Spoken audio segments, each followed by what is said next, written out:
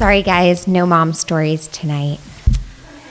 The thing is, I could write a book on heartbreak. Okay, actually I have written a book on heartbreak. 257 pages about how at the tender age of 20, I fell in love with a boy who was on a visit home from serving in the Israeli military. We were in love in a poem writing, letter sending, always, forever, you are my soulmate kind of way. It was very dramatic. Over the course of 5 years, he convinced me to spend my school breaks in a war zone, spend thousands of dollars on flights and phone cards, and eventually spend my post-collegiate years in a city that stymied my barely nascent career.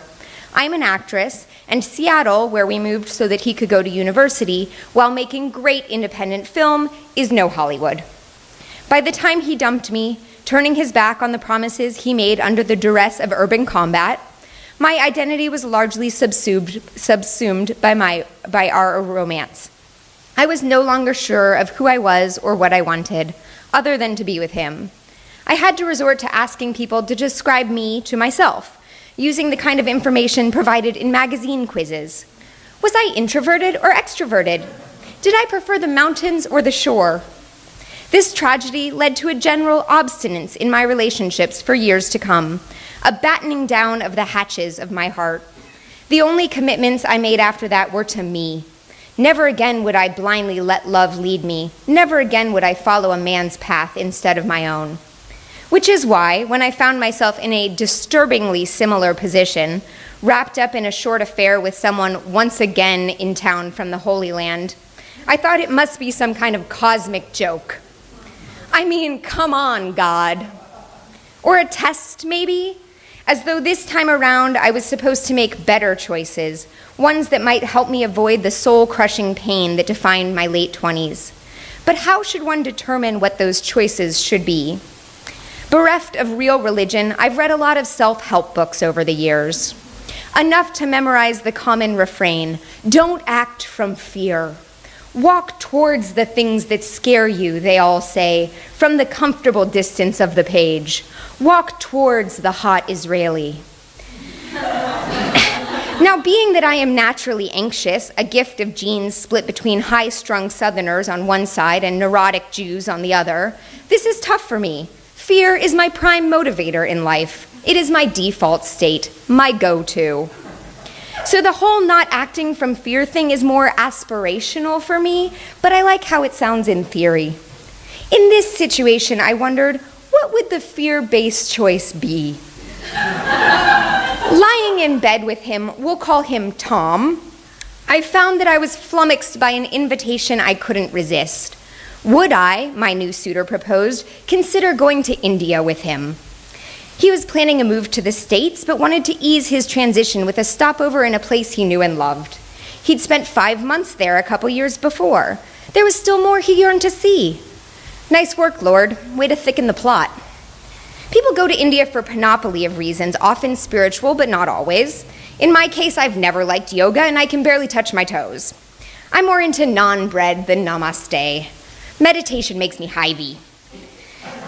But long ago, before the heartbreak, my ex and I had meticulously planned our own getaway to India, one that never came about, and now sitting before me was a chance to make that trip happen in some way, with a different fellow, but still. I admit that at first it seemed like the perfect revenge. To the surprise of the new man residing in my bed, I immediately said yes. I explained my interest as the culmination of a decade of desire to go.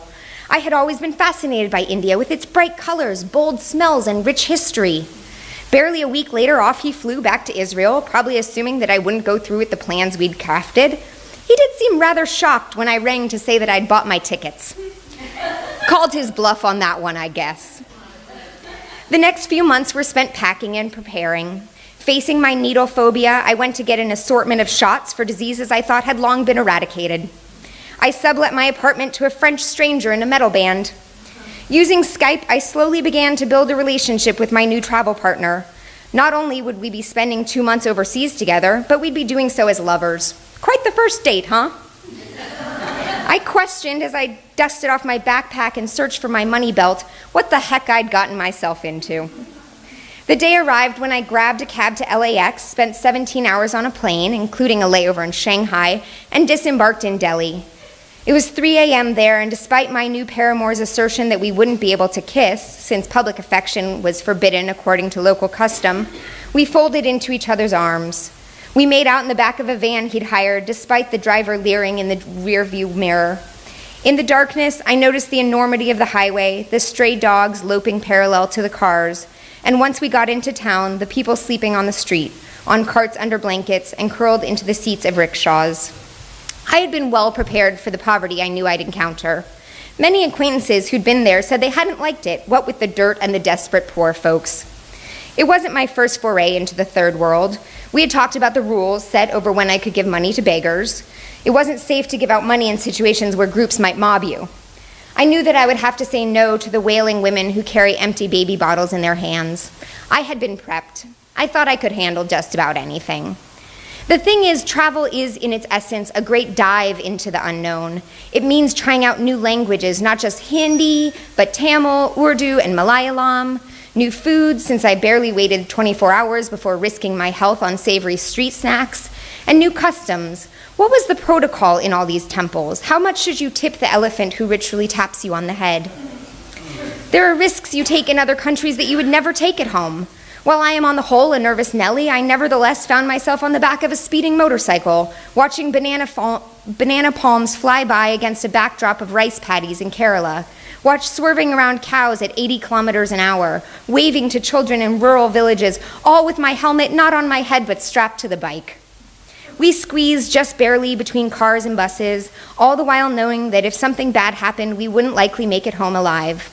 On his last trip, Tom heard of an Israeli who bled out after a motorcycle accident, with no help from the locals and no hospital within miles. India is no joke. After the closest call we have, in which we narrowly avoid colliding with the end of an 18-wheeler, brightly clothed people come out of their houses to gawk and smile while my lover curses and pours water over his head. Then we get back on the bike.